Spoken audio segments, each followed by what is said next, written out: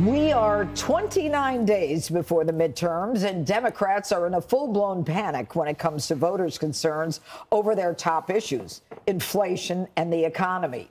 And it's definitely not a good sign when a moderate congresswoman thinks what her party needs is a complete overhaul and breakaway from Biden's deeply unpopular presidency.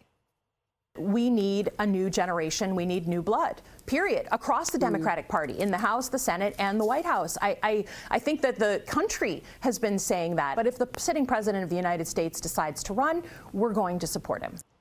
It's no wonder Dems are itching to dump Biden. Some polls have Joe's approval underwater by 15 points on average in Senate battleground states. The liberal media is warning that the president is dragging down his party's candidates.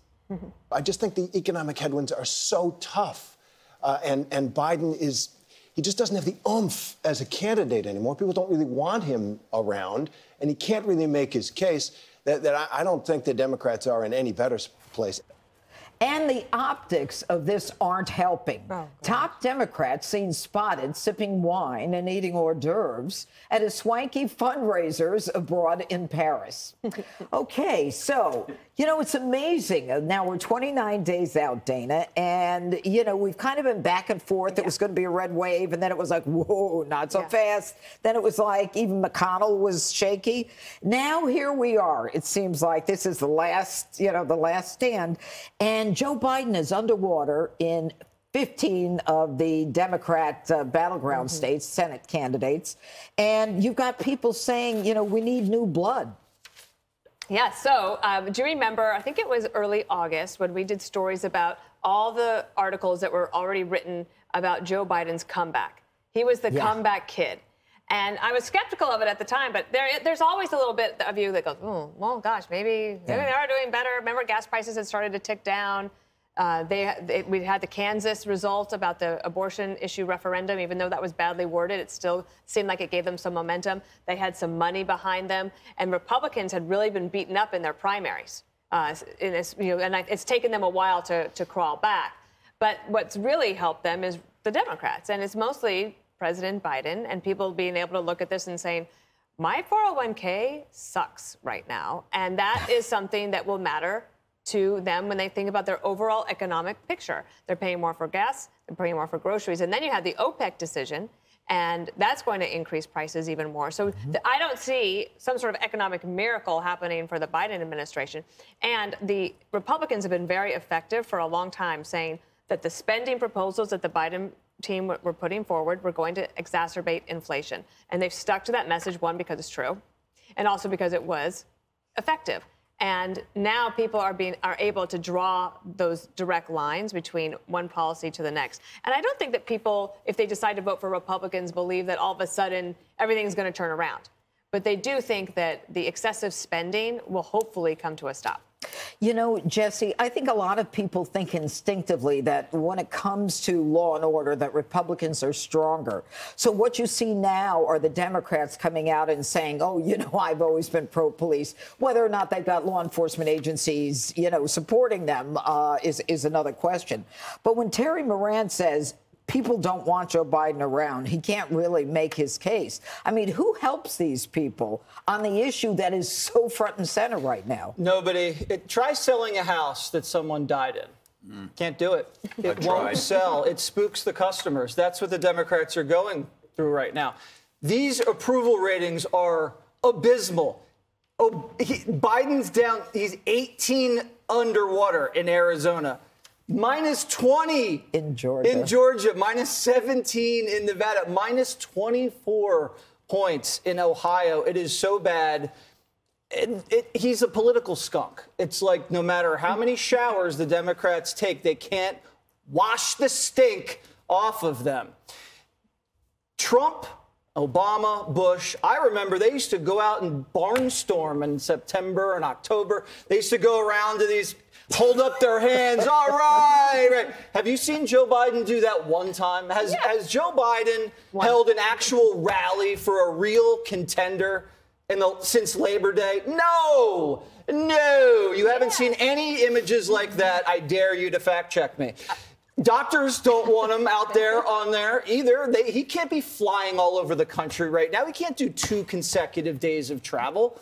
The only person that wants him to campaign for, Stacey Abrams. Yeah. And Biden's not even going to campaign for her because he doesn't want to be associated with a loser. All right. Because even he knows she's going down. By the way, did you notice that Stacey Abrams said today she never really denied that she didn't win? It's so bad, and now the Democrats are like, okay, well, they keep getting asked the same question. Do you want Joe Biden to campaign for you?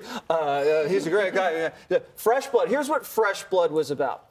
If Joe Biden's political approval rating's at 53%, no one's talking about fresh blood. They're giving Joe a transfusion. They love Joe. And these other Democrats that are kind of young looking, they just want fresh blood because they want more seniority. They want bigger, positions in the House and the Senate. That's what it's all about. All right, Jessica, I think you were chomping at the bit. Well, firstly, I think Jesse said the skunk thing because of my dress, which I've taken personally. That just got into his head. So Joe Biden was out with John Fetterman, who's in one of the closest races. It was a Labor Day event. There was no rally. Anyway, there's no rally. Fact check. I won that one. Did he hold up his hand like this and say, "Hey, Fetterman"? I think so. I didn't see it. Hey, that was Labor Day. What's that? A month ago?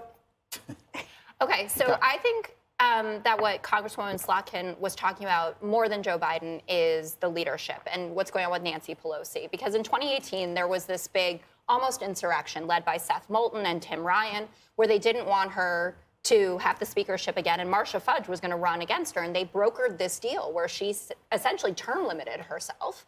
And Whip Clyburn didn't sign on to it, and Steny Hoyer didn't. But Nancy Pelosi said, quote, that she was a bridge to the next generation of leadership. And I understand the frustration, not only because of what's going on with the numbers here, but there are a lot of really good people that have won these highly competitive swing districts, have these incredible backgrounds. Like in 2018, we had what was referred to as the camo wave, where all of these people who had served, like Abigail Spanberger and Elise Slotkin, got into office. And they're looking at this saying, when is it going to be our time?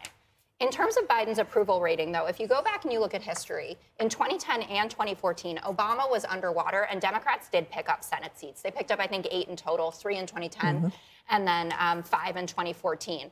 The numbers were not as big, as, 17 points, et cetera, but it doesn't mean that Democrats are doomed because Joe Biden is underwater. Because Obama had a base. Trump had a base. He has no base, Joe Biden. He goes out and does a rally, no one's showing up. First of all, Bernie Sanders had the biggest rallies in the world, and bigger than Trump in a lot of cases, and he didn't win the nomination. Crowd size does not equal winning. If Joe Biden goes to any of these swing states and does a rally, no one's showing up, Jessica. If we had more time, Dana and I would talk about Bernie Sanders. But you know what, Greg, I really love when Adam Schiff and his buddy Sean Patrick Maloney, go to Paris and they go to Geneva, Switzerland, and they have these fundraisers allegedly to raise money from Americans overseas. What's that about overseas? I have no idea. I find it disgusting. And in 2 words, Joe's in a lot of trouble.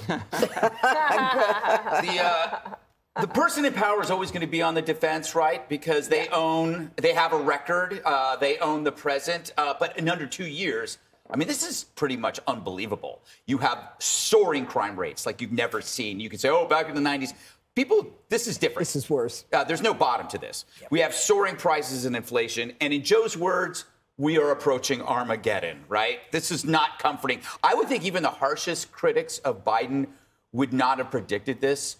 And the key difference is what we're talking about are actual deeds and not tweets or personality flaws, which is all we were talking about when Trump was around. And this is the ultimate in selfishness that I'm seeing, is that you see prominent voices in politics and the media will admit that Biden is objectively a terrible president, but they will still take him over Trump because they're no longer stressed out, right? So they'd rather have everybody in America suffering with crime and inflation just so they get maybe 20 minutes more of sleep, because that's their suffering. And the only way that they can be inured to that is if they are far away from what the American public, and they usually are. The media is far away. They're elitist. Yeah. But I want to just go back to the point about blood. Slotkin said new blood. Maybe she meant it literally. like, an actual transfusion of pure plasma, virgin blood, might help him. But it does matter because Robert Wright, the writer, once said that the number of times you say screw it increases exponentially every decade. So you have a guy into his 9th decade, every day is a screw it day. That's why he lacks the investment that everybody else does. So when you talk about inflation, it's like, when you talk about crime, I've seen it all. As he gets older, he cares less because there's less investment. He's not going to be around longer. He's seen it all. That's the scary part. That's why you got to move the old people out of the way slowly. You don't want to hurt them. And what age is that? Stop it, Judge. All right. Hi, everyone. I'm Brian Kilmeade. I want you to do me a favor. I want you to click to subscribe to the Fox News YouTube page. This is the only way that I know for sure that you're not going to miss any great commentary, any great news bites, any great interviews coming your way on Fox. You can get it all here on YouTube. So subscribe right now.